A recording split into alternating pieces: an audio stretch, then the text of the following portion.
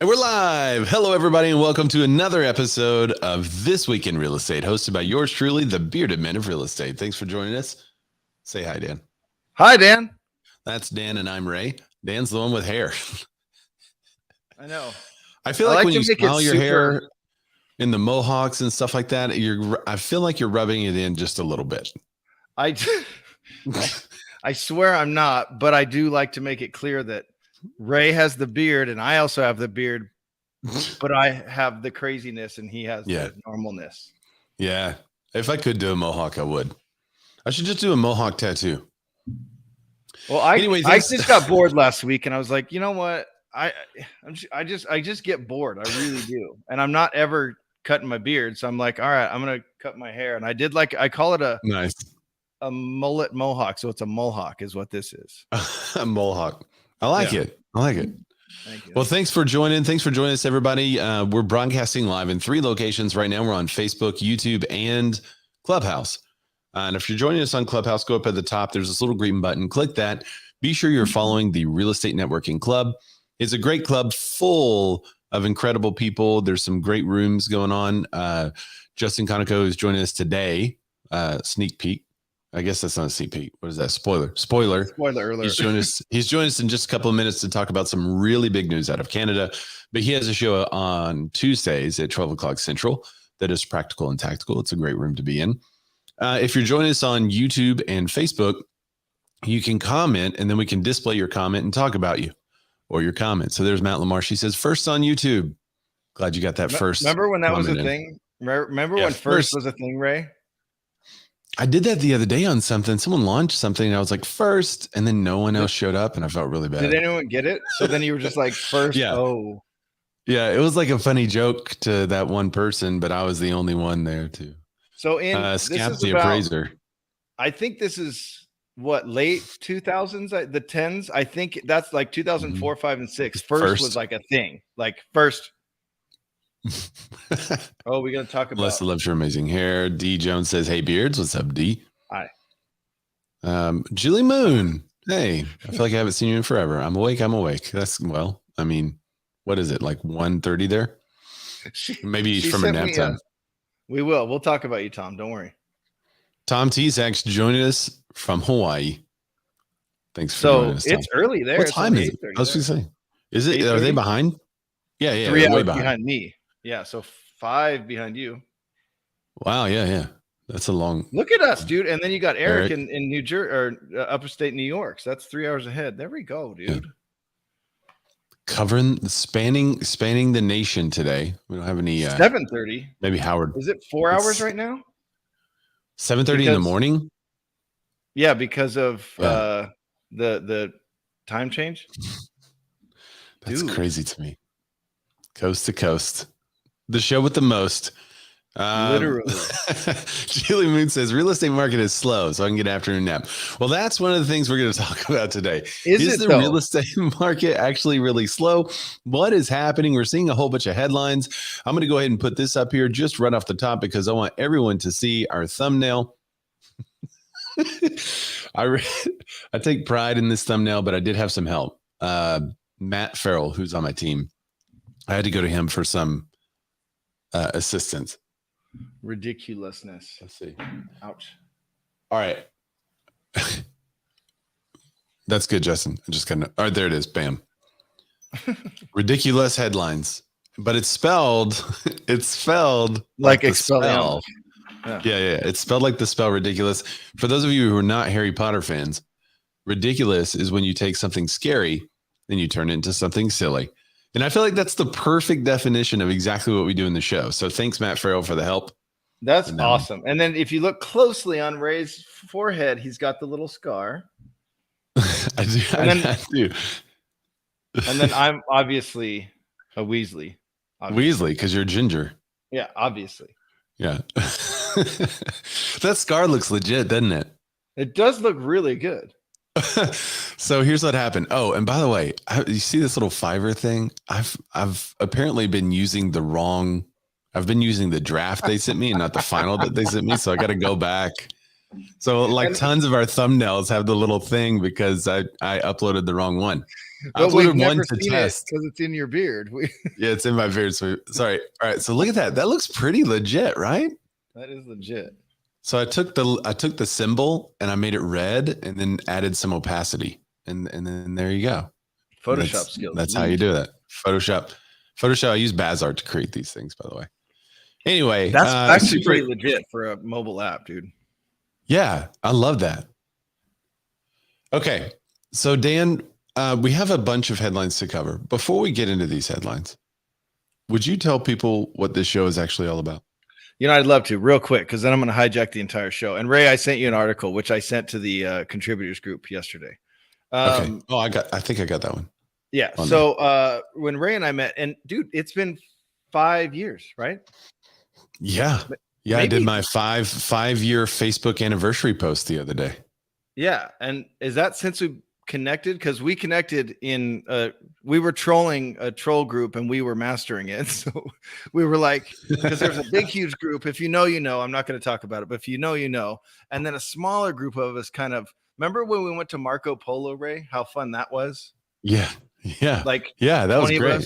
It's like a walkie-talkie app. Yeah. And then it kind of turned into a couple other groups that I started, and it was fun times. But so Ray and I have known each other for a minute. But when I met Ray, I noticed something very interesting about him. Really? What's that, Dan? He's read every single Harry Potter book, all of them. So Harry Potter is one of the few books that I've refused to read. Oh my God. I really thought I had you on that one. No, I refuse to read it. So I've watched all the movies. I really enjoy the movies, but I'm just not going to sit down and I mean, what the hard part for me is fiction. There's not very many fiction books that I can get into very easily. Because Ray's a reader. He reads. Yeah, I read. Juvenile fiction is tough though. Just like I'd rather watch the movie. You know what is a good book? City of Ember. It's also a great movie with Bill Murray, but check that one out. If you like juvenile fiction turned into movies, read that book and watch that movie. I'm going to have to. Yeah, it's really good. But no, I did. I actually thought he would. I really thought I had him on that one. But I obviously noticed he's a beautifully bearded man, but I also noticed he loves giving value up front to not only his clients, but just to humans in general. So the show's about being more as an agent, but also being more as a human. Yeah, and one of the things we know that being more includes is to know what in the world is going on, because that's what we're getting asked all the time as real estate agents. And if you know what's happening, then you know how to advise your clients and tell them what's up. So that's why we do this. We cover the articles and headlines and news that matter most, we believe. And we do the show live so that you guys can interact and comment and talk to us live and give us live feedback. I think we're the only podcast on the internet that does it like this, especially in the real estate category. So even though we're not an innovator, whatever. Hey, and we're blowing up right now, dude. Last week's video, over 100 views. Over 100. Yeah, most of our listeners are. No, we have. There's been some Zillow ones that went up there pretty high, but most of our content is audio. We got a lot of podcast listeners, but that's fine. That's fine. Totally. And of course, Clubhousers. We love you guys. All right, let's start the show. I'm about to hijack this thing. Let's go. Yeah.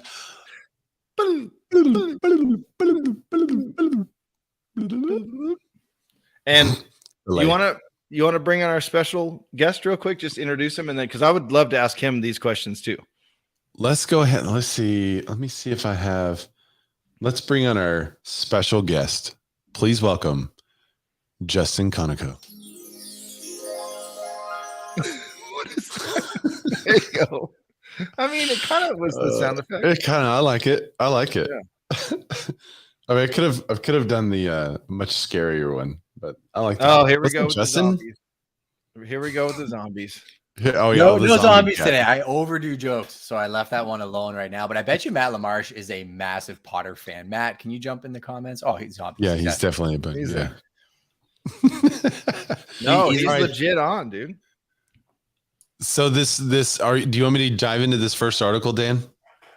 I just wanted to ask a question. So before I get into it, though, Justin, what happened? So for us, I mean, the crash was it happened a while, but it's 2007 and 8. What was happening for you guys in Canada? And you're around Toronto, right? Just southwestern Ontario. Yeah. So Toronto is where everybody would think is closest to me, but it's actually Michigan and Detroit. So southwestern is like the bridge between, say, Toronto and Detroit. I cover that whole pocket. Okay. So can you do kind of a brief, quick, what happened during that time? How did our meltdown affect you guys? Not so much, actually. So, and I think the meltdown that was caused in 2008 in your area was primarily because of the lending practices at that time, right? So we always had just much more rigid lending rules. So we were sheltered from that a little bit. I would say we were in a heavily balanced market. So anywhere from like 4 months to 12 months days on market was normal for that period of time, right? I remember seeing a testimonial recently and I had a client that was like, Justin sold my house in 45 days. It was so fast. It was amazing. And I'm like, oh, I don't know if I should post that right now. Right? That actually would be a great post. Do like a remember when, right? And then do that post. That'd be amazing. For sure. So yeah, we were sheltered from it, but we were impacted, right? Because I think it affected all of North America. So we were watching and we weren't seeing the same upswings. It took till like 2013, 14 in the primary markets like Toronto for it to really pick up. And then 2017, we saw it in the secondary and the tertiary markets and it went bananas until recently. But then for the Rona, you've been hit harder than us, right? Because you've had kind of over and over and over again.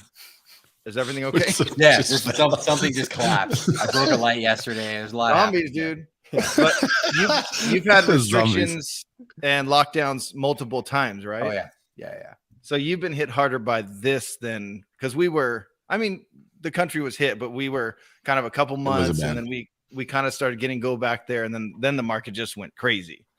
Yeah. So from a real estate perspective, the Rona just kept expediting the growth. Like we saw 37.6% growth in some of our markets in 1 year from the year before. Our government printed 40% more money than we had previously. Everybody became independently wealthy.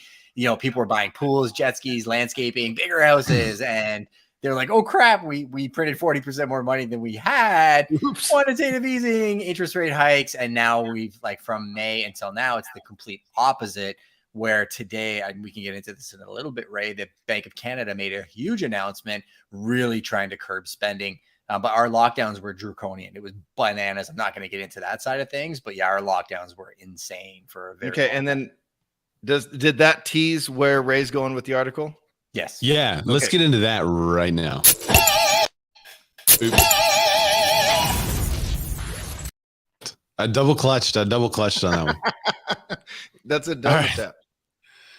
Bank of Canada increases policy interest rate by 100 basis points and continues quantitative tightening.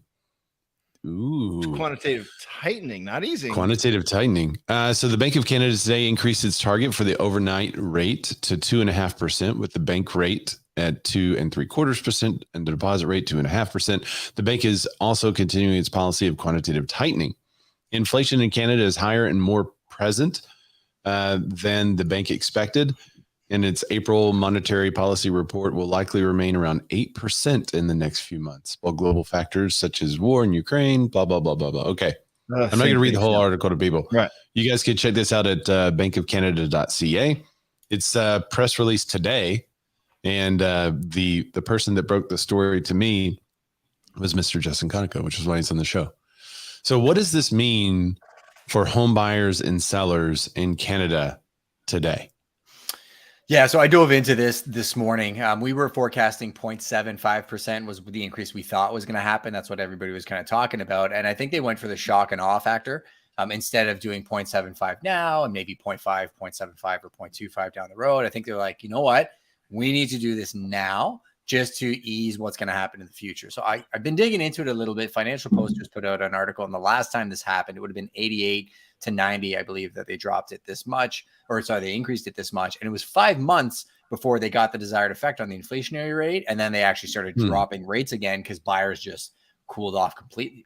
That's a pretty good lag, right? 5 months. That seems like a big lag. Yeah. Do you remember what the inflation was back in the 80s when they did that? Was it similar inflation? It was, yeah. So I think they were hovering between 6 and 9 at the worst of it, and nobody expected 8. Like they kept doing these rate increases, and it wasn't affecting inflation. And I do think there's a trickle down economic effect that has to happen, but I'm seeing it because all of a sudden people at the grocery stores are like, oh, my bill was $500. My gas was $150. Okay, now I got my interest rates. Yeah. And the tightening's happening on a consumer level. It's going to take some time for it to really hit the bank level and the data that they're going to want to see. But I think there's two mindsets from a consumer perspective.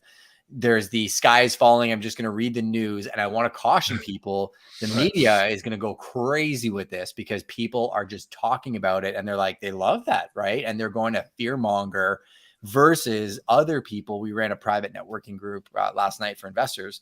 And a lot of the smart ones are getting super liquid and realizing that, okay, now we're in the mix. We're in the fight. Are we ready? You know, how is our business operating? And they're looking for opportunities. And I'm not saying that because I think, oh, just buy now because I'm a real estate agent. I'm like, no, we're in an opportunity zone. It's a matter of how long this is going to last for and, you know, what this is actually going to have an impact on the consumer level.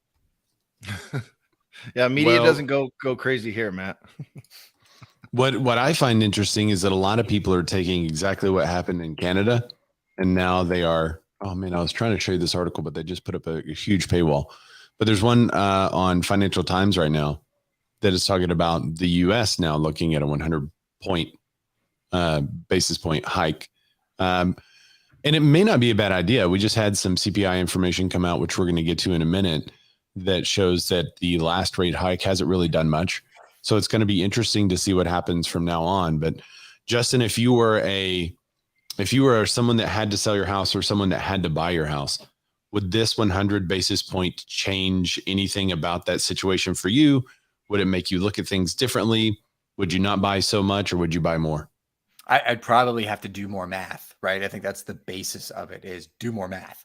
Make sure you're working with really good people that can give you advice. I wouldn't lock in currently. And we're in buy mode. Like, this is the interesting thing. And I said this to the investor group last night. I'm like, a lot of you that don't know me think I'm just trying to get you to buy something. I don't care. Like, we're going to be fine one way or another.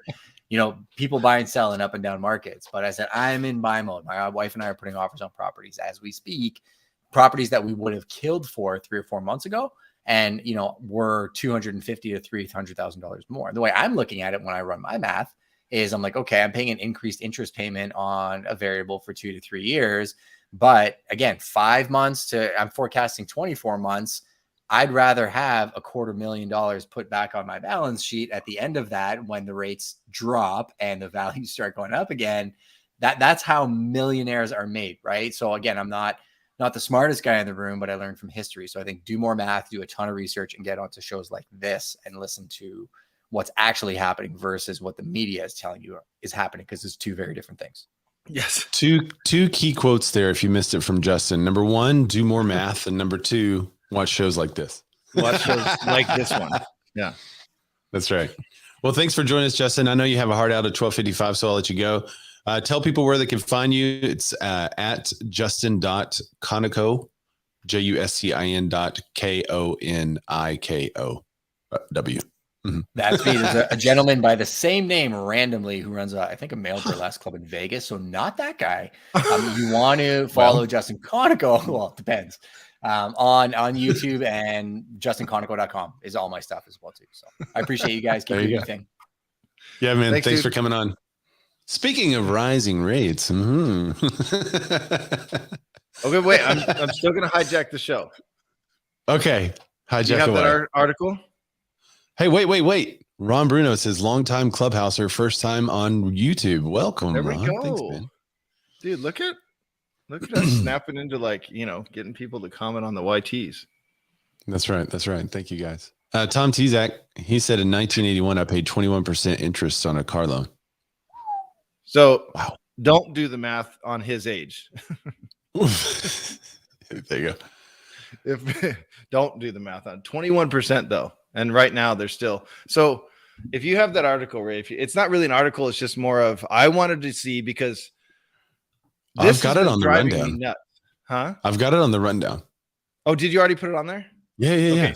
And again, so I just came from throwing batting practice to my high school girls for 2 hours. So I haven't looked into these articles. I'm just coming in hot. And Tom, yes, smart ass. I'm going to put this one in the private chat. You tell me if it's the right one, and we'll cover it after we go through some of these headlines. Make sure that's the right one.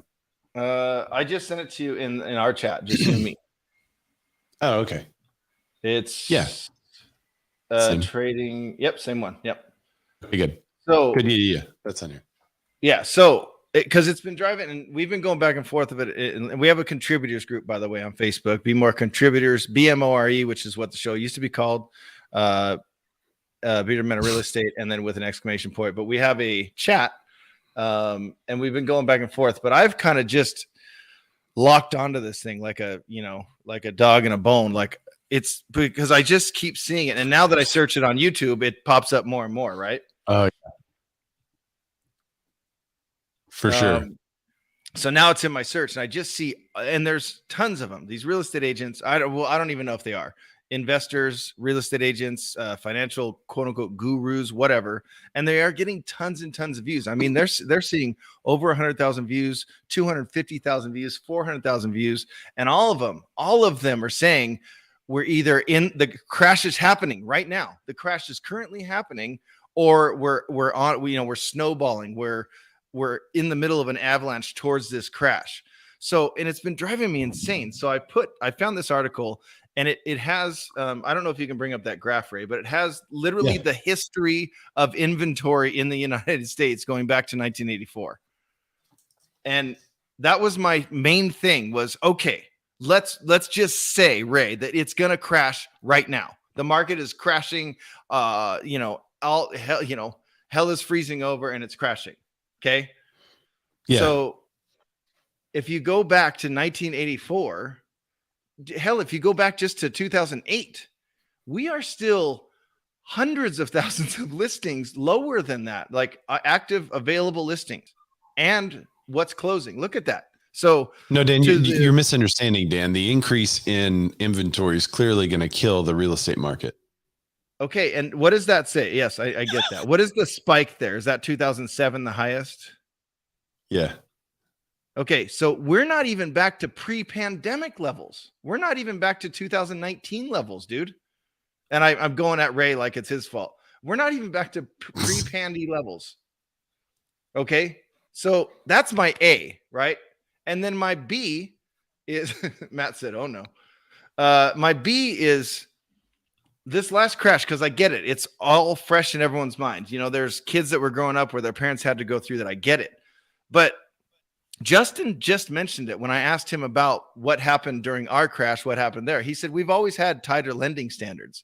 Lending standards had started loosening in the 80s and then 90s. And then obviously the crash happened. And it was all because lending standards. And all of a sudden, it's Ray's fault. All of a sudden, bankers were rock stars and, doing a bunch of drugs and clubs and stuff. And, it was taking real estate agents to crazy vacations. Right. If you haven't seen, what is it called? The Big Short. You need to watch The Big Short. But since then, we've corrected our ways. And remember, after the crash, I mean, it was almost impossible to get a loan. You had to have an 800 credit score. You had to, like when I started in the business, and Ray, you'll know better than me, but when I started in 2011, it was pretty tough to get a loan, and it still is. But here's my next thing is that just this last week alone, Ray, just me, I have 5 new buyers putting in applications for loans. Just me, just one dude.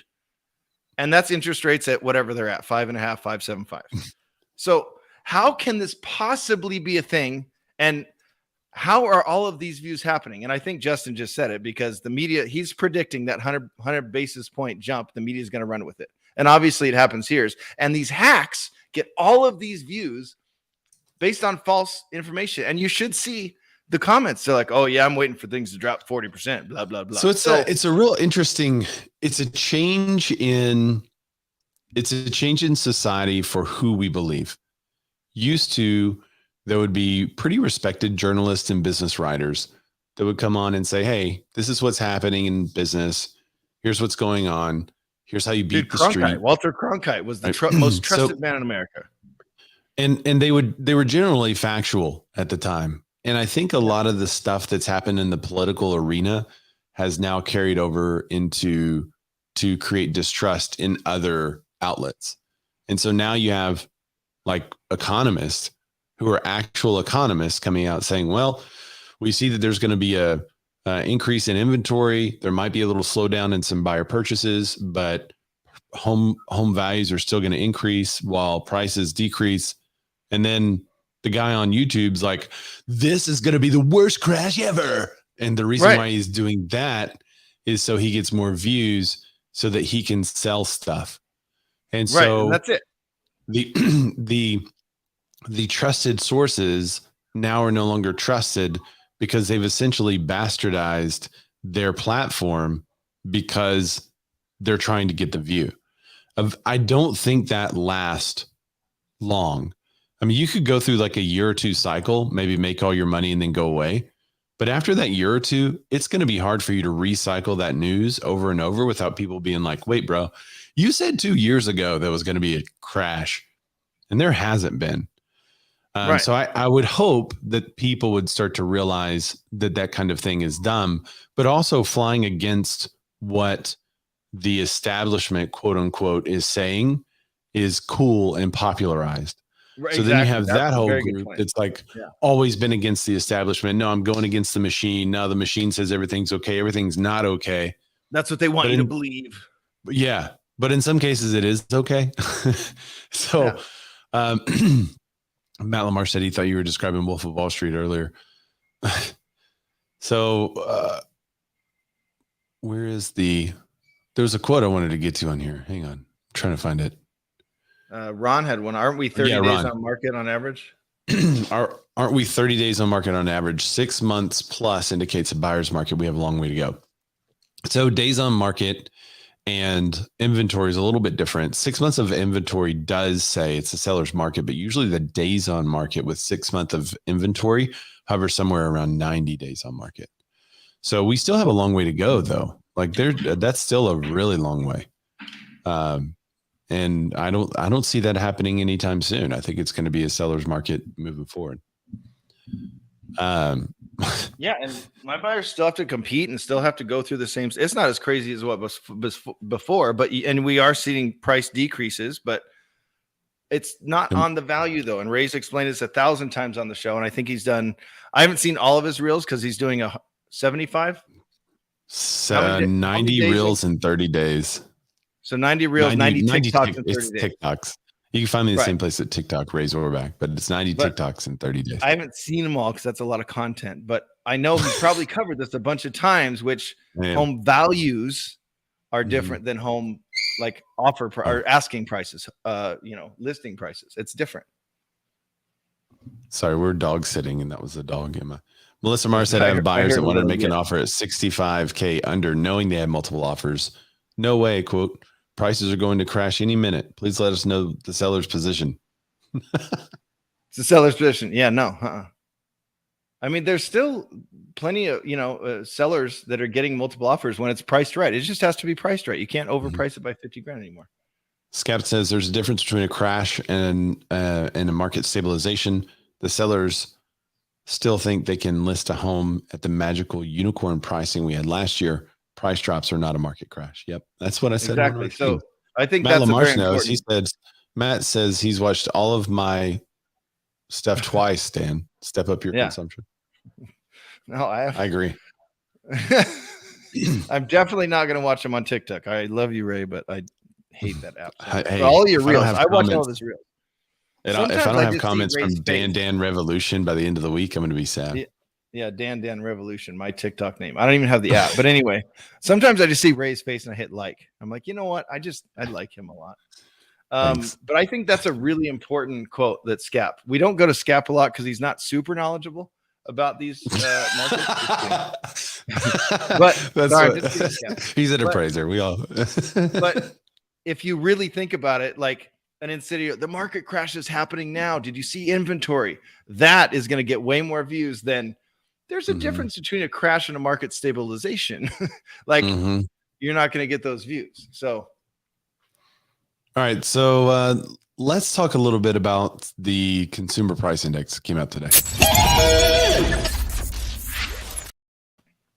All right. Sorry. That's been on my brain, man. I have to do that. I may do it again next week. It's just been driving me nuts. So stop clicking on those videos. Stop it. They're not going to. I know. Watch us. The number of clicks is only going to inflate. Speaking of inflation, it rose 9.1% in June. even more than expected as consumer pressures intensify. Dun dun dun. This article comes to us from CNBC. It says shoppers paid sharply higher prices for variety of goods in June.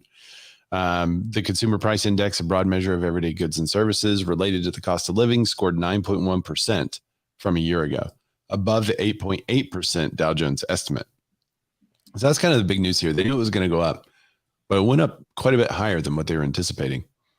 Excluding volatile food and energy prices, the so-called CPI increased 5.9% compared with a 5.7% estimate. Core inflation peaked at 6.5% in March and has been nudging down since. So, well, that's good news. It has been, the core inflation prices has been nudging down. This is a quote from the Navy Federal Credit Union, Robert Frick. He's a corporate economist. He said CPI, that's his name. Frick. Robert Frick, Bob Frick. That's a great name. CPI delivered another shock. And as painful as June's higher number is, equally as bad as the broadening sources of inflation. Though CPI spike led by energy and food prices were largely global problems, prices continue to mount for domestic goods and services, from shelter to autos to apparel. So it's everywhere, y'all. I forgot to display that. I'll put the Jack has a good one too. That's the article right there. Wait. What's the title of this one? This is the inflation rose 9.1% in June. Even rose 9.1% or rose to 9.1%? What's Yeah, so that's it. It rose to 9.1% over a year ago. It's not up 9.1% compared to last month. Inflation over the last month went to 17%. Yeah, right. No, but the way it is written is it's dumb. I think that's it. That's more of an editor issue than I don't think that was intentional. I mean, that was just a bad editor. Jack has a good comment there. Okay, let me get over there. We had a ton of absorption. Jack Adridge, he says we had a ton of absorption over the last 12 to 18 months, and it had to settle down. Good condition and or location is still crushing it. Reaching too high is still a kiss of death. Welcome to the elusive, quote, normal market. I like that. I don't even know that it's normal yet, though. It still seems pretty on from a seller's market. Yeah. You know? Okay. So this is big news. And I want to get I need to hear some feedback from people on Clubhouse and real estate agents that are in the comments too, because this one is, if this continues, this is where the panic comes from.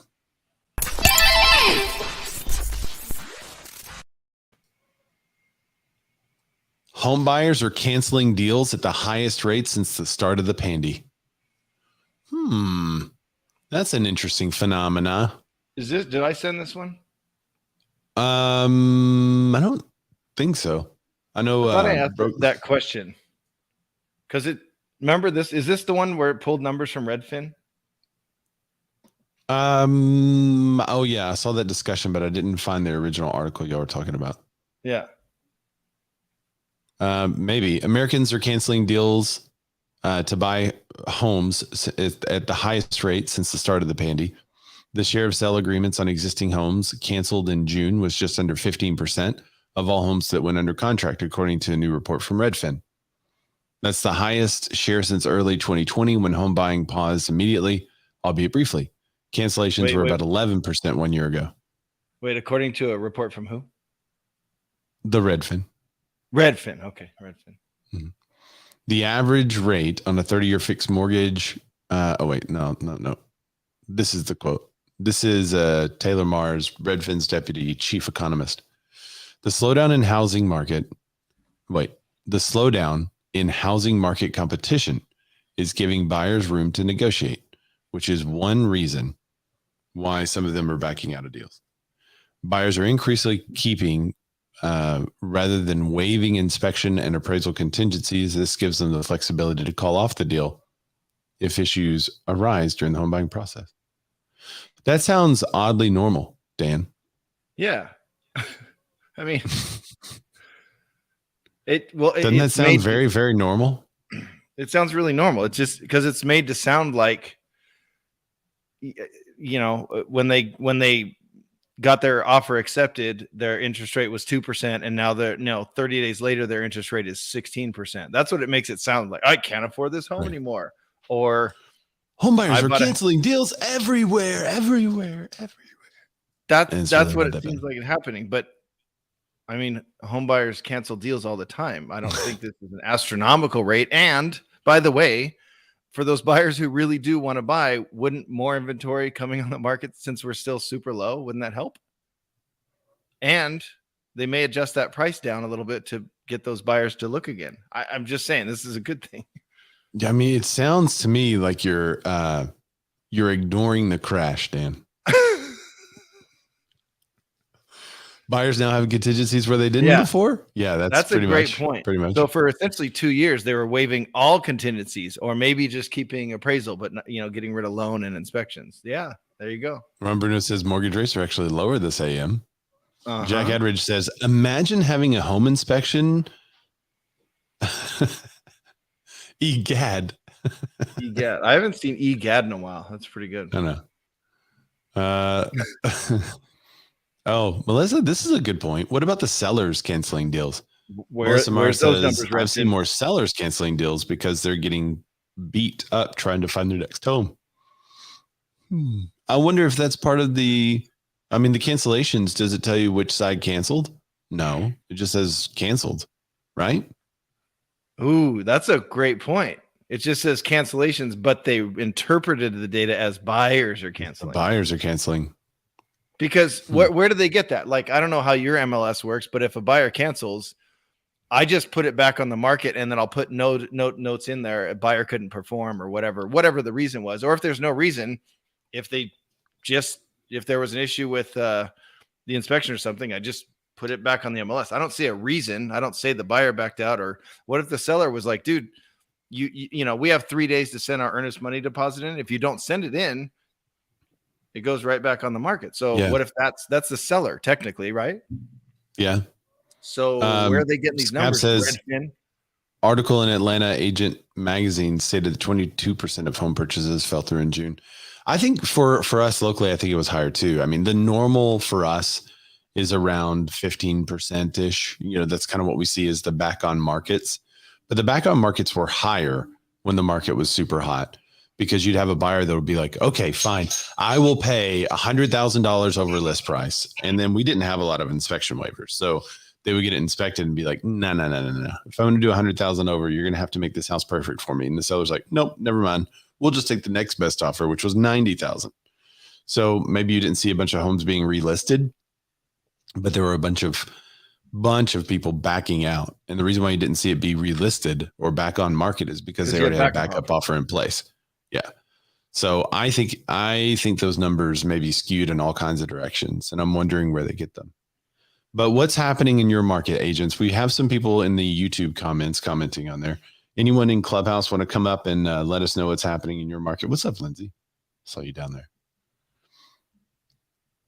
No one. Oh, there's Matt Lamarche. Matt Lamarche. Thank you, Matt. Actually, I was just letting you know the hands were stuck for a second. So, and now Cindy's on the phone. I think she said she had some data on the Utah home builders. Oh, okay. Let me see if I can. Hey, Hey, there you are. What's up, Cindy? Hi, Ray. Top of the morning, everyone. Cindy Ariona, Salt Lake City, Utah. I had a recent meeting where the president of the Utah Home Builders came and spoke with us, and he reported that currently, now this was 2 weeks ago, and he was speaking to the last 30 to 60 days, basically April 1st when it turned here in Utah. Mm-hmm. And he said that the builders are seeing a 15% increase of canceled contracts, which was on top of their average 15%. So now they're at 30. That had just increased. So that's kind of where it's sitting at in Utah. Back to you. So they've had a 15% increase, and now they're at 30, you said? That is correct. The average cancellation back out of contracts for the builders here on new construction is it's averaged 15%. And 2 weeks ago, so let's say July 1st, they had gone back to April 1st, and there had been a 15% increase. So our market in Utah turned on April 1st, and that was no joke. It turned quick and swift. And those who are on top of it know it. And we have about a 10% in our 1 to 2 million listing, about a 10% reduction in price across the board. Wow. You mean the prices went down 10% or 10% of the listings dropped price? We have had prices come down about 10%. Wow. So in the 1 million to 2 million, we're not getting it. I mean, we have comps. I've got a couple listings in that price point, very dialed into that marketplace in Salt Lake, and the buyers won't pay it. And then in terms of just the other data away from the builders' new construction, so just to finish on that, yeah, they average 15% cancellation across the board. That's what it's been for years. And now, since April 1st to July 1st, an additional 15%. They are at now 30%. Contracts are dropping out on the new construction. Now, go to retail, what I was speaking to on our data right now, in the 1 to 2 million, where I turn those all day long.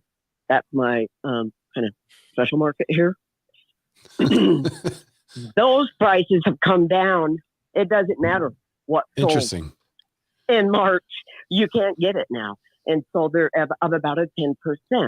What is being a price reduction? Currently, we have 1,600 active listings. 36% of those have had a price reduction in 14 days. Yeah, that's what so I was up in Utah a couple of weeks ago, and they were talking about a 40% of listings seeing a price decrease. So Matt Lamarche, thanks for sharing, Cindy. Matt Lamarche says that roughly 60,000 deals fell through, equal to 15% of homes that entered into contract. So there's a couple of things. I feel like the deals that fell through in the past were a lot more, but I also feel like there used to be a lot more homes under contract at the same time. So if you have a smaller number of homes falling out under contract, yeah, if you have a smaller number of homes, like the number of homes, 60,000, that's probably smaller than it used to be at the pre-COVID levels. Right. But as a percentage, it's going to be higher because there are fewer homes on the market and fewer homes under contract. Right. That's Matt Lamarche reporting live from Bloomberg Business. And then was Cindy saying just new construction, just the builders? Yeah, she was talking about new builds. But the 40 the number of price drops is their whole market. But we've reported on that one. Again, the market did turn, and I can only imagine that in Utah, because Utah went up real quick, like Arizona and like Idaho, and these markets where the mass exodus from California, we left here and went to these states. I can threat level midnight. Nice pull, man. That's it. That is a great. If y'all never seen threat level midnight, you gotta. If you don't know what threat level midnight, then you're not a true fan of a great show. Anyway, but I imagine that they can't. There's no way they expected their markets should just keep shooting up with people have always sold in California and taken their equity and gone to other states, but then they were doing it at a higher rate during the last 2 years. So they can't be surprised that their market shifted. She put it one day. She said April 1st, it shifted, and it shouldn't have been a surprise. And hopefully agents were ready to react quickly. But yeah, ours is already shifted. They weren't surprised if they were watching our show. Right. Then they shouldn't have been. They shouldn't have been surprised at all. No surprise here, which is why I said no joke. Yeah. Well, speaking of surprises, what do you think mortgage applications are doing? Wait, don't answer that. For me personally, I know what they're doing, but I'd love to. Like I said, I haven't even seen any of these headlines, so let's just go. So demand for mortgages declined. This headline comes to us from Housing Wire. That's horrible. One of the few that are not behind the demand for mortgages declined in the second consecutive week, led by a dip in purchase mortgage applications despite rates on the downward trend. So refinance index rose 2%, which is interesting because the rates did fluctuate downward a little bit. But the purchase applications dropped 4%. So purchase applications for both conventional and government loans continue to be weaker due to the combination of much higher mortgage rates and the worsening economic outlook, said Joel Kahn, MBA's Associate Vice President of Economic and Industry Forecasting. I don't know where's he attribute the economic outlook? I don't have any one of my clients saying, I don't know if I'm going to do this due to the economic outlook. They're like, well, the rates are higher and the prices are still higher. So I do have a few mentioning, but they're not moving towards pre-approvals anyway. Like they weren't close to, like they weren't talking to my lender and then went, I don't know. I think we're going to lose a bunch of jobs here in the next year. So I'm going to wait on the economic they don't have that conversation. They just go, oh, interest rates went down. And like I said, when I hijacked the show, I've had just this week alone 5 new buyers that are all going through their application process as we speak. Now, I have to say that the jobs over time should go down. Like that's how the mechanism works that the Fed is pulling. As rates increase, companies start to tighten their expansion plans and they no longer expand. As rates continue to increase even higher, they'll start to let go of people. Then the Fed's like, oh man, hopefully inflation slowed down because now he has to start dropping the rates. And as he does, then more people are like, okay, now we can start expanding because money's coming to us. It's a little bit less expensive. So that's the mechanism that the Fed is pulling, is one that will create fewer jobs in the future. But we all know that. That's how that mechanism works. So no one should be surprised by this. Remember this in 3 years from now, when you're like, oh, wow, it looks like joblessness is going up. It's on the rise, but there's no inflation. Cindy says in the chat on Clubhouse, mortgage applications down 40% in the past 90 days. This data is from a big lender in Salt Lake City, Security National Mortgage. Their mortgage application volume that probably their mortgage application. Yeah, it's probably a year-over-year number, and they're probably looking at refis. Right, so where they should month number. They're probably including their refis and refris. Refries. I need to go get some. I'm hungry. I need to go get some refries. I am hungry. I need to get some refries. They're probably including refis in that number, and it's probably a year-over-year number. But if you really wanted a realistic number, the last, I mean, they were crazy in the later part of 2020, but then they went nuts last year, right? Mortgage companies were expanding and adding all these employees and extra lenders and help to get all these refis done. But they should really, keep the number in there, I guess, but understand that it might be a little skewed when every single person and their dog was getting a refi because interest rates were free. It was under 3%. Yeah, I'm trying to find the year-over-year numbers in that article that we just talked about, and I don't see it. But normally they do have the year-over-year comparison, and almost every time, it's been in like 60 and 80% lately. So, that number doesn't scare me. It was just a crazy time last year. Matt, I've been thinking about moving to Atlanta, so like your area specifically. No, hot Atlanta. Well, why don't we look at the 10 markets that are cooling? Then you can use that information to make a decision about where you want to live. So these 10 U.S. real estate markets are cooling the fastest. Here's what to know if you're a prospective buyer. This is a little bit of a subjective opinion type of piece. But the quickest cooling real estate market is California because of the mass exodus, specifically San Jose, California, according to the new Redfin analysis. Wait, hold on. How are we cooling if everyone's mass exodusing? That's what's making it cool. It's not cool as in, oh, that place is so cool, I'm going to go there. It's cool as in all those houses are getting cheap. Yeah. I should have prefaced. Oh, okay. Yeah, because we're cool here. We're like cool. You can all. Do you know the way to San Jose? We can lose another 20 million people and still be pretty cool. So we're good. One of my favorite jokes. 40 million people in the state, Ray. 40 million in this state alone. So we're cool. We're cool. That's a lot, but it's still not a lot to prevent your housing market from cooling. Yeah. 6 of the top 10 markets are in California, including the Bay Area. All right, so here's the markets: San Jose, California; Sacramento, California; Oakland, California; Seattle, Washington; Stockton, California. Yeah. So far, all California. West Coast. Yeah. Right. And then Boise, Idaho. That's still West Coast-ish. Yeah. Denver, Colorado. San Diego, California. Tacoma, Washington. San Francisco, California. It's literally all just Denver. Look at that average price, by the way, in San Francisco. Yeah, the average price in San Francisco is 1.6 million. It's the biggest on the list. Average price in San Jose is just under that at 1.56. By the way, for Oakland to be over $1 million, it needs to cool. Things should not be that expensive in Oakland. If you've never been there. So here's the 10 slowest cooling cities: Albany, New York; El Paso, Texas; Bridgeport, Connecticut; Lake County, Illinois; Rochester, New York; New Brunswick, New Jersey; Cincinnati, Ohio; Akron, Ohio; New Haven, Connecticut; and Virginia Beach, Virginia. No mention of Little Rock because they just stay cool, right? In the middle. We're just right in the middle. But then I thought this was an interesting list and wanted to get a couple of opinions on it. If people wanted to chime in about if you're in that area or if you know of someone in that area, send them this list because this is good content. Especially if you're in a real estate market that's cooling, you can then tell people like, no, real estate market's cooling. Come on. And wouldn't that help buyers? I mean, that's yeah. It seems like it.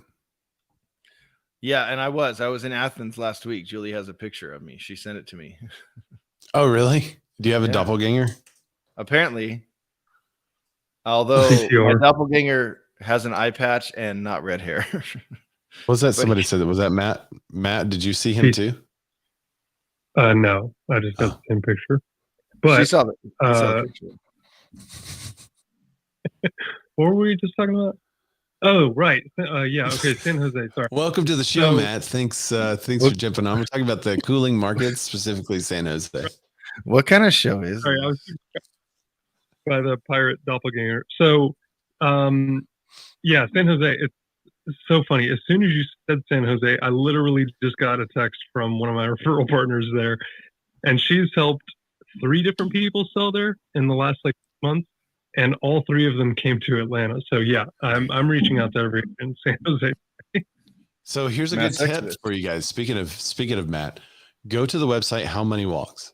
How Money. I'm going to go to this live. How Money Walks. They have a tax migration. You can click view the data, and then you can view the data, and you can find where people are moving to your area from. So this is Georgia here, so we can click on Georgia. I'll do this homework for you, Matt, just because you're watch the show. Or where's Atlanta? I don't even know where it is. It's probably up here, right? Yeah. What county is Atlanta in? DeKalb? Someone from Atlanta want to chime in? Fulton County, that bright red one. Fulton County? Fulton.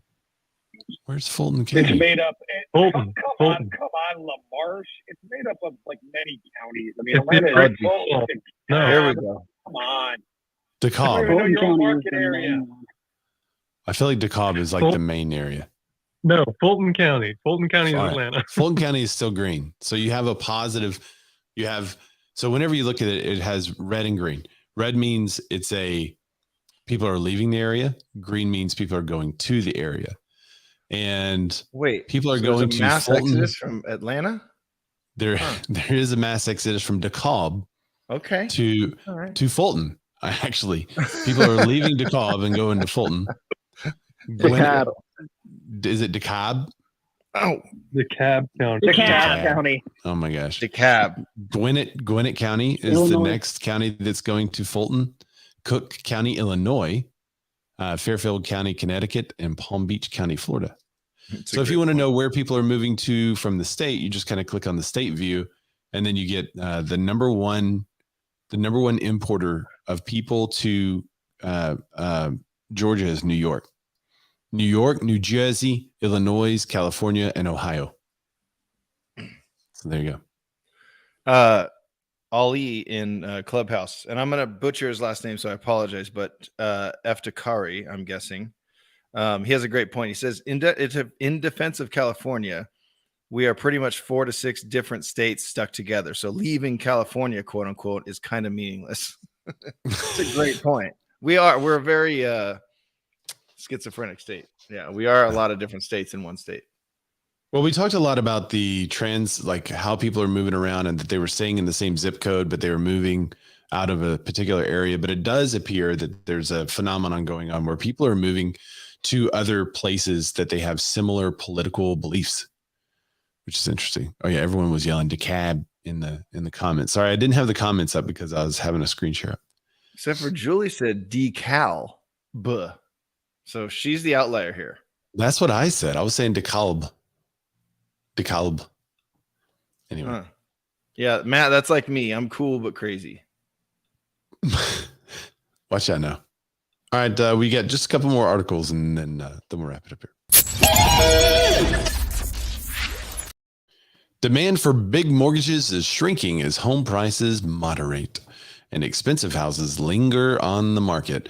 Wow, this is a timely article given a TikTok that I just put out today about investors and and I shot it a couple of days ago. He's done so many TikToks. He's like, I've done way too many TikToks to know exactly what day it was. As consumers worry more about inflation, fewer are buying homes, and if they are, they're buying less expensive homes. Mortgage demand fell last week compared with the previous week, and the average loan size shrank as well. Purchase applications for both conventional and government loans continue to be weaker due to the combination of, I've already read that quote. I'm sorry. That's the same quote that we read earlier from Joel Kahn.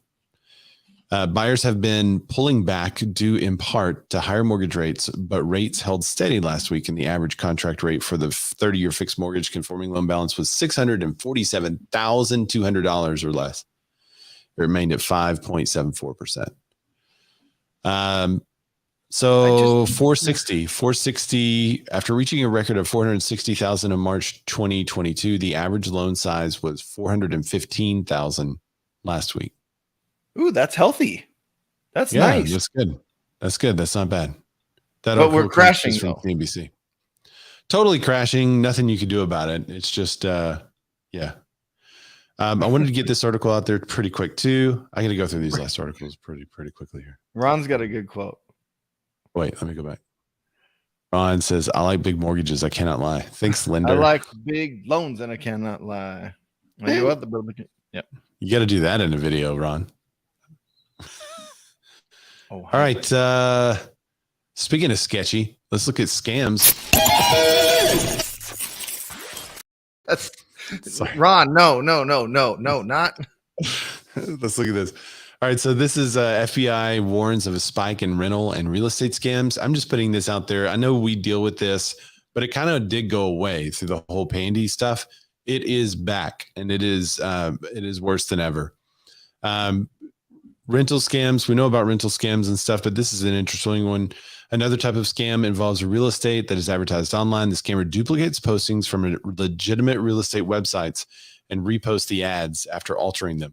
Often the scammers use a broker's real name and create a fake email, which gives the fraud more legitimacy.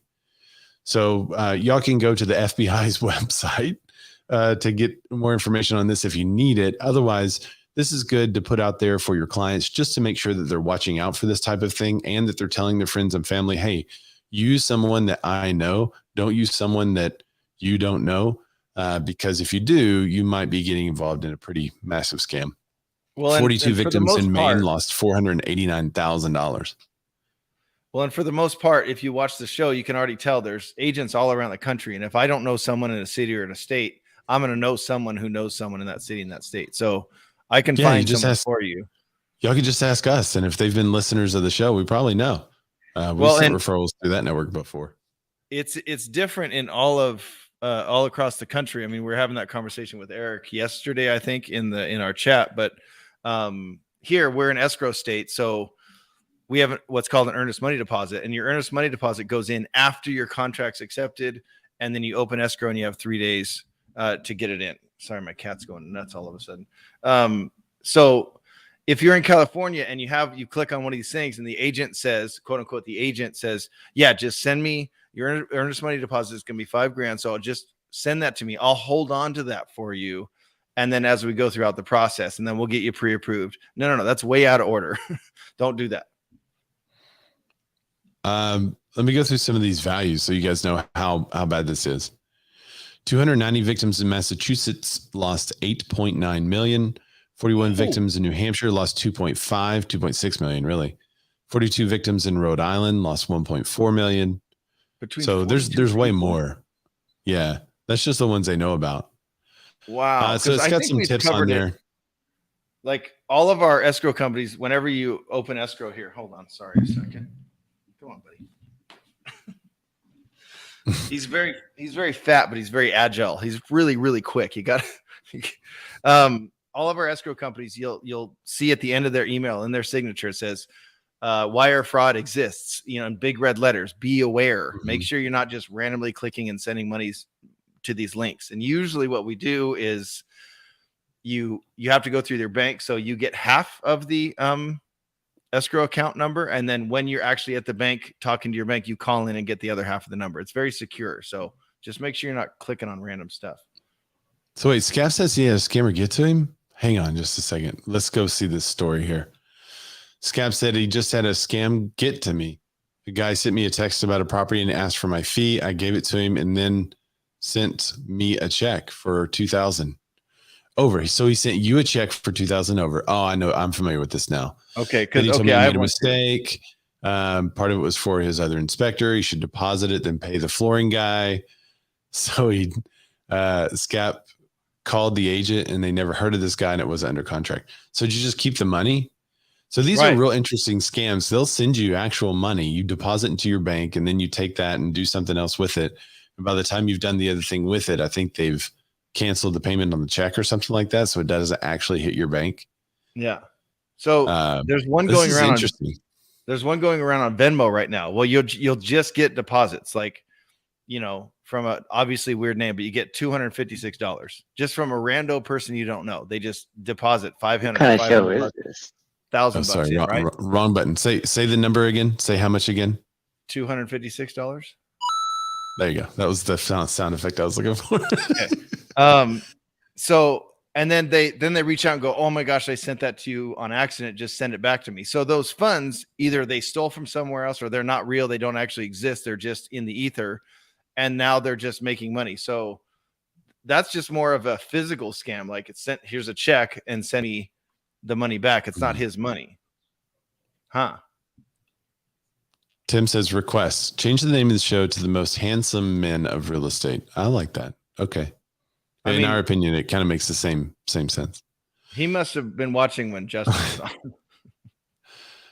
All right. So I want to go to one more article here. This is the last one of the day. So this is the first time that we're ever going to show an article from this outlet. And I think that's the real news story here. So I'm going to tell you an overarching thing about what they covered. But more importantly, I want to talk about this outlet for just a half second here. Okay. So the title is Why is EXP cherry picking the numbers? It goes through, they were sent this slide that showed 2021 year in debt. EXP Realty with 0, Fathom with 831,000, HomeSmart with 11 million, Real Broker with 12.9 million, Remax with 447 million, Compass with 483 million, Redfin with 1.6 billion, Realogy with, Anywhere with 3.3 billion. So that's the slide they showed, and their point was EXP's we have no debt. EXP's at 0, and this was for their shareholders. They had a shareholders conference. Now a lot of the employees at EXP are shareholders as well. That's beside the point. This was to shareholders. Interesting. But they're sharing it because I had a different reaction to this, but I understand Ray's reaction, but they're sharing it like, dude, we're the best company in the world. We owe no one money. Yeah. We're blah, we blah, owe blah. no one money. So that makes us different and somehow we're better. So they basically, someone sent this, it's like a phone shot of this slide to Broke Agent Media, and they saw it. I think they did a report on it from the actual event, right? Yeah. So then there was someone that was asked about it who was at a brokerage I'm at now, Real Broker, and they said it shows Real Broker with $12.9 million in debt. Well, Real Broker has no debt, and so the numbers were off. And that was the first one that was kind of like, well, this is interesting because that's not correct. And Broke Agent Media, BAM, went through each one of those and did the research on where they pulled those numbers and show you on the company's balance sheets what portion of the numbers what portion of the balance sheet they came from. they either disclosed or didn't disclose to get the 0 or the 12 million or whatever. Yeah, they didn't say where they came from. And because they didn't say where they came from, Broke Agent was like, well, let's look at EXP's balance sheet then and see what theirs would be. And so if you took their total liabilities, which is what they use for Real Brokerage, which is Real Brokerage is at 12.9 million in total liabilities, theirs would have been 190 million.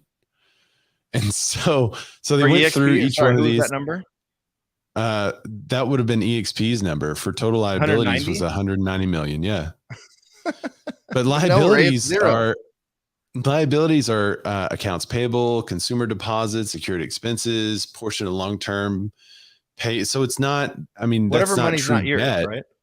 Yeah, it's not true debt, but that's the number that they pulled from some of the other companies. So Broke Agent Media was like, all right, we're going to pull that number for them too.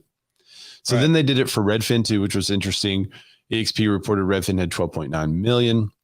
This number comes from Redfin's reported total liabilities. That was Real. Where was Real?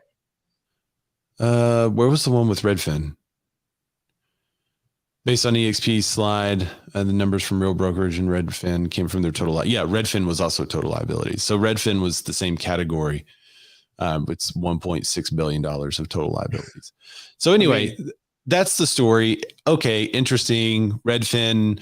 What probably happened? Like legitimately, what happened is that there was a marketing guy that was in charge of the stocks, and they said, hey, let's make a slide showing that we have no debt, and let's find all the other companies' debt.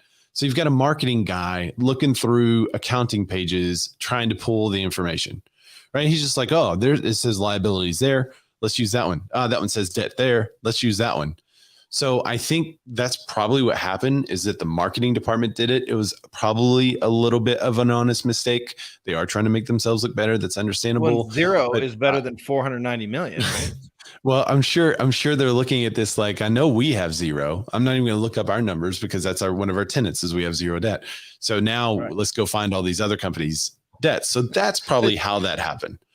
Right. But the most interesting thing to me about this story is that there is a media outlet that is reporting it. I don't know if you guys know this, but there's a lot of media outlets in the real estate industry that are sponsored by the real estate companies that they report on. And they give them money for events, and they give them money for advertising, and they give them money for scrolling ads on their website. And so when you have companies that are sponsoring these media outlets, they're supposed to be kind of industry media outlets, it automatically puts those companies in good graces with the quote unquote journalism from that outlet. Well, in this case, I hope I don't run it for Eric and them because maybe they're looking for sponsors, but in their case, they're just reporting truth. And that's refreshing to me because I believe that's what we've always been about on the show is, no matter how big the company, no matter how big the agent, no matter how big or small the story, if there's something out there that's being told, we want to tell it in a truthful way. And if there's something out there that's not truthful, we want to uncover that and let people know. So interesting to me that, okay, the story is kind of a throwaway story. Like, okay, whatever. They messed up on the slide. It's a shareholders meeting, right? Who cares? Yeah.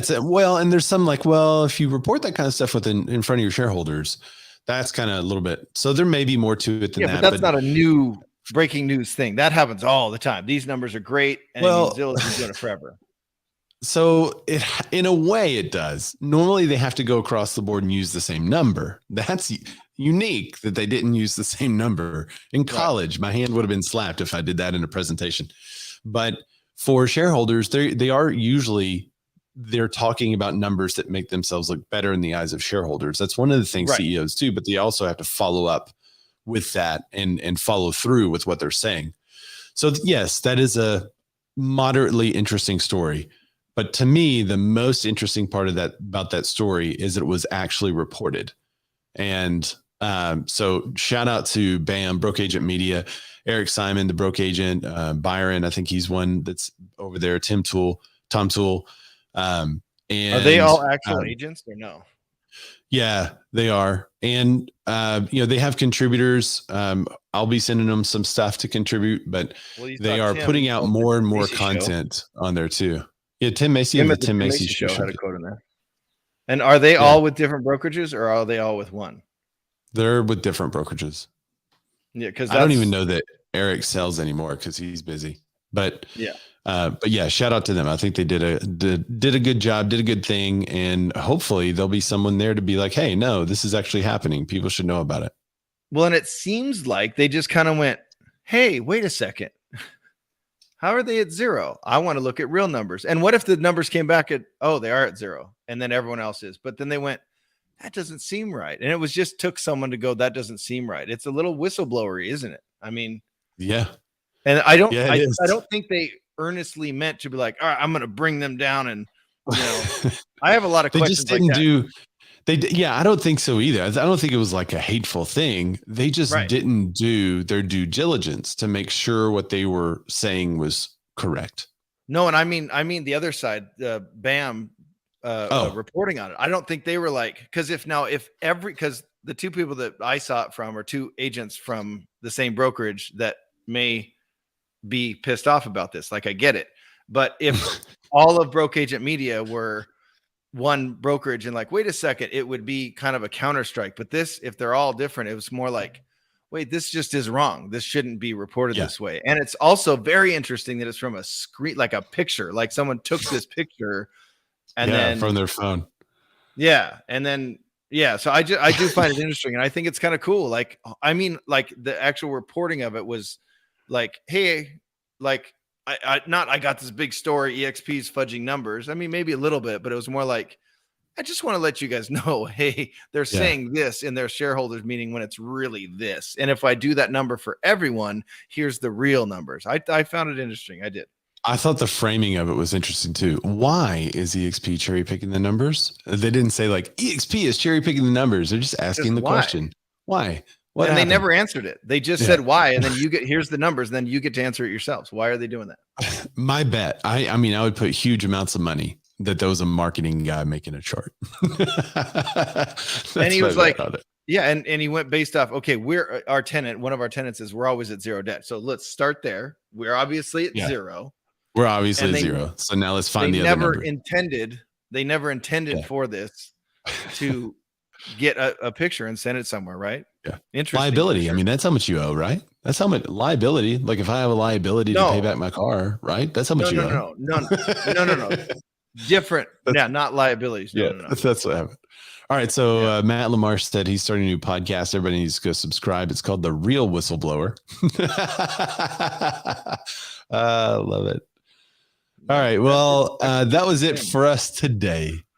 Dan, do you want to tell everybody where they can find you before we log off? I want to say thanks to Justin first, and make sure you go find the right Justin Conoco on Instagram. Because remember, if you weren't watching the whole show, there's another guy that's not him. So find the real estate guy, Justin.Conoco, Konikow. I think it's Justin.Conoco at Justin. Yeah, Justin. And he's a Canadian realtor. Okay, find that guy, not the other guy you mentioned. No burlesque. Yeah, not the male burlesque business owner. Depending on what you're into. Find me. I'm doing more and more stuff. I'm not doing 90 TikToks in 30 days because that's insane. And I really applaud Ray for doing it. And he's also doing the 75 hard at the same time. I applaud him. That's amazing things. And he also runs a successful real estate business. I mean, that's intense that he's doing all that stuff. But I do some interesting. But you're doing the male burlesque, right? I do the male burlesque. I cover that side. I cover that side of the real estate. Yeah. And by the way, it's funny because I started this thing as a joke called Justin Conoco, and I do male burlesque, and now it's kind of taken off. And I'm getting you're the one. Yeah. I'm getting requests for real estate stuff, and I'm like, oh dang, I've pulled some business away from Justin. JK. Get it? Justin Conoco, JK. JK.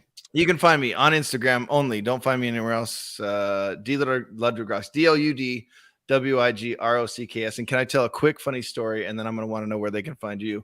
One of my favorite YouTubers plays a game I like, and I follow him, and he's more of a streamer now. So you can get a free subscription if you have Prime. So I went and subbed to it, and it came up D Ludwig Rock subbed, and he tried to read it, and for me it's obvious. It's my first initial, my last name, and then it rocks. But he goes Dilu he, and this dude's just from Chicago. Like so I literally had to comment like D space Ludwig space rocks LOL. And he goes, "Oh, sorry, dude, my brain." But anyway, D That's pretty Rocks. fantastic, actually. First initial, last name DLUDWIGROCKS. Over on Instagram. Go find me there. Follow me there. It'll be awesome. I appreciate it. Ray, where can they find you? Ludwig. Yeah, Dilu. Yeah. All right, so I want you guys to go follow the TikTok. It's the first time I've ever said that on the show. Oh, sorry, no. Go follow the TikTok. Everyone else. So here's what's coming on the TikTok. There's a lot of reels. They're not reels, they're TikToks. There's a lot of talks coming on the tick, and we're doing everything from market updates, what's happening in the market, what's going on with the shift. I've got a series of 4 videos about comparative market analysis. I mean, we're getting hot in here. So you won't want to miss that. Actually, if you're a real estate agent, that's one thing that could really improve your business. So subscribe for that. We'll be doing the 75 hard updates. My last one, they did a copyright claim on my video, but it was all original content. So I've had to apply and tell them that, no, that was original. Why'd you copyright claim my video? But we also have stuff like gear reviews. So we're going to be doing gear reviews about stuff like this. So that's going to be going on there. Basically, because I have to do 90 freaking videos before the end of July, I'm pulling out all the stops on every bit of little content that I can. But later today on my Instagram, it's Rayzorback, RAYZORBACK, same as the TikTok. I will have a little question thing, and you can put your question in there, and then I'll answer that on TikTok and Instagram. It's also going to go on Instagram too. But I only do like 1 or 2 a day on Instagram. On TikTok, it's like 3 or 4 a day. It's a lot. Easy to share. Like if you do a TikTok, can you just also share 2 Instagram reels, or is it a whole?